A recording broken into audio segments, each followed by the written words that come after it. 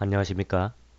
오늘은 고구려를 고구리로 불러야 한다는 일부의 주장에 따라 이곳 채널에서도 댓글로 그처럼 부르라고 말하는 경우가 종종 있어 과연 고구려를 고구리로 불러야 옳은 것인지를 살펴보겠습니다. 먼저 기록을 읽어보겠습니다. 고구려의 구는 고후의 반절이다. 려의 음은 리이다. 동이국의 이름으로 요동의 동쪽에 살았다.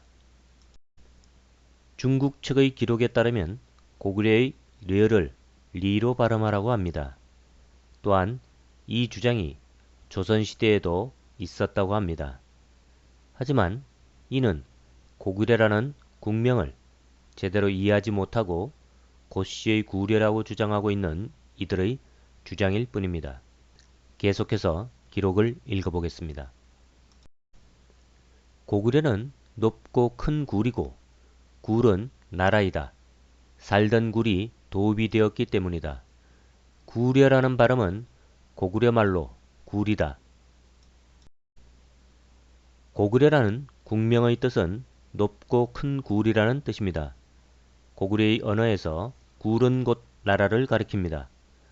즉 고구려라는 말에 높고 큰 나라라는 의미가 포함된 것입니다. 그 나라이자 굴이라는 뜻의 구려는 굴이라는 고구려의 말을 한자어로 표기하는 과정에 생긴 것으로 리을 발음을 려로 표기한 것입니다. 즉 구려는 구리요 그 발음이 구르라는 것입니다. 즉 고구려의 본래 발음은 고구리고 굴의 리을 발음이 오늘날과는 다소 다른 리을의 굴림이기에 고구르로 읽는 것이 정답입니다. 이와 같은 현상은 차대왕 시절에 등장하는 어질이라는 인물로도 확인이 됩니다. 박창화 필사본에서는 그가 어질로 등장하지만 삼국사기에서는 그를 어지류라고 표기하였습니다.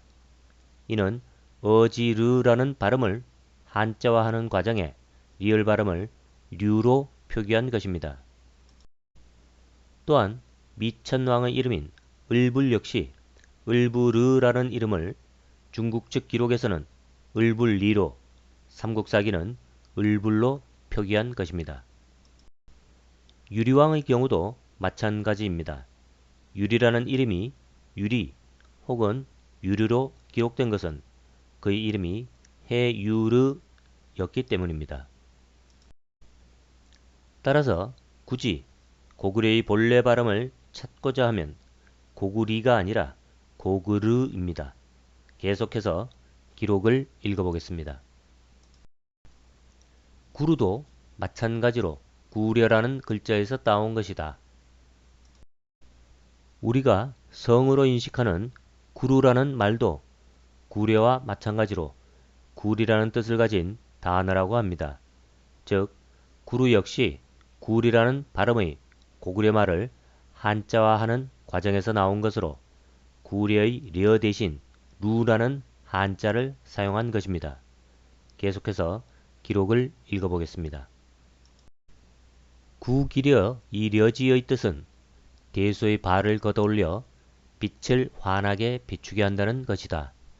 땅은 축회에 열렸고 사람은 인회에 생겨났기에 가는 방향이 되고 산은 사는 곳이 되었다. 해가 뜰 무렵에는 축인이 현몽하니 이것이 전욱의 고향이고 구기려 이려지는 곧 주몽이고 동명인 것이다. 고구려라는 국호는 햇빛을 받아들인다는 의미를 가졌으며 지도자의 호칭인 주몽은 해가 솟아오르는 것을 나타내며 동명은 아침이 밝아오는 것을 의미하는 것으로 모두 동명성왕의 성시인 해와 어울리는 단어들입니다. 본문에 쓰여진 구기려 이려지지의 권대수지박 이조명지야 라는 뜻은 햇빛 등을 가리고자 쳐놓은 발을 걷어 천장에 매달고 빛을 안쪽으로 가득 받아들인다는 뜻입니다. 이때 구기려 이려지라고 하였는데 여기서 려는 붙잡아 매다와 빛나다의 뜻을 가진 려음의 한자입니다. 본래 높고 큰 굴이라는 고구려 말 구르를 한자화하는 과정에 동명성황의 신하들은 또 다른 의미를 부여하고자 한 것입니다. 이는 당시 고구려라는 국명을 만들 때 한인 출신인 한소와 정공, 그리고 한소의 조카인 마려 등이 대거 참가하여 단순한 고구려 말의 높고 큰 굴이 아닌 한자화 과정에 생겨난 고구려의 새로운 의미를 부여하여 복합적인 의미의 국호를 만들어낸 것입니다. 고구려를 굳이 고구리로 읽어야 한다고 주장하는 근거의 하나로 한자 사전에 적힌 나라 이름 리를 예로 드는데, 한자 사전이란 각종 문헌에 나온 그 글의 쓰임새를 살펴 그 내용을 후대에 정리한 것으로 한자 사전의 내용이 절대적 진리가 되는 것은 아닙니다. 즉 나라 리라는 훈과 음은 쓰임새를 살핀 후대의 정리로 반드시 한자 사전을 기준으로 해석하는 것이 진리요 절대라는 것은 아니라는 뜻입니다. 이번에는 추모경의 기록을 살펴보겠습니다. 마땅히 소리는 굴에서 취하고 뜻은 권렴 남명에서 취하는 것이 좋을 것입니다. 당취 음우혈 구례의 소리는 굴에서 따온 것이라고 추모경에서도 분명히 설명하고 있습니다. 그리고 의어 권렴이 남명, 그 뜻은 발을 걷어 빛을 받아들이는 것이라 하였습니다. 계속해서 기록을 읽어보겠습니다. 고구기려란 빛을 받아들인다는 뜻이고 구려는 구를 발음한 것이니 고구려라고 이름 짓는 것이 마땅할 것입니다. 고구기려자 남명지의야, 즉 발을 높이 매단다는 것은 빛을 받아들인다는 의미인데, 고구려라는 국명이 중국 사가들이 왜곡시킨 고씨의 구려라는 뜻이 아니라 해를 품고자 하는 주몽의 의지를 담아 발을 걷어 솟아오르는 태양의 빛을 받아들인다는 의미를 지녔다는 것입니다. 본문에서 말한 구려자 혈지음야는 구려란 고구려 언어인 굴의 소리를 한자화한 것입니다. 그러한 훌륭한 뜻을 담은 것이 바로 고구려라는 국호입니다. 즉 고구리가 아닌 고구려입니다. 앞서 고구려 사략에서는 구려의 려지, 즉 주몽이 동명야라고 하였습니다.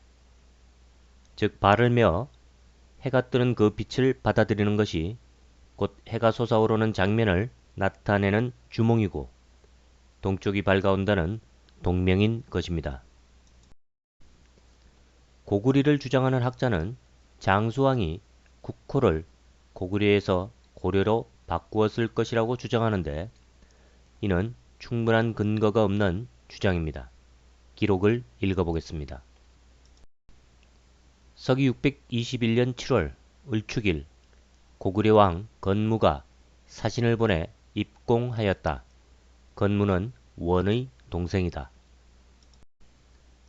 장수왕의 시절이 훨씬 지난 영유왕의 시절에도 고구려는 여전히 고구려라고 불렸습니다. 고대 역사는 자료의 부족으로 그 빈 공간을 자주 상상으로 메꿉니다만, 그 메꾸는 과정에도 논리가 적용되며 적절한 근거를 바탕으로 하여야 할 것입니다. 기존의 역사에 새로운 가설을 제시하는 흥미와 만족감은 있을지 몰라도 추측에 의한 역사는 가능한 자제되어야 할 것입니다. 오늘은 여기까지 하겠습니다. 감사합니다.